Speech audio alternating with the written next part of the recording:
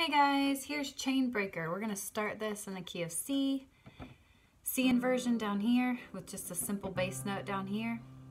We're going to use this C inversion, go into F over C like that. Basic A minor, A sus minor, so using your fourth finger instead of the third one, back to A minor.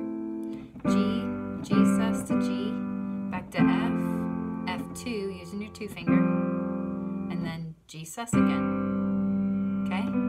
If you've been walking the same old road for miles and miles, 2, 3, 4, A minor, 2, 3, A sus, A minor, 2, 3, 4, G, 2, 3, G sus, G, 2, 3, 4, F, F2, G sus, and G, back to your C.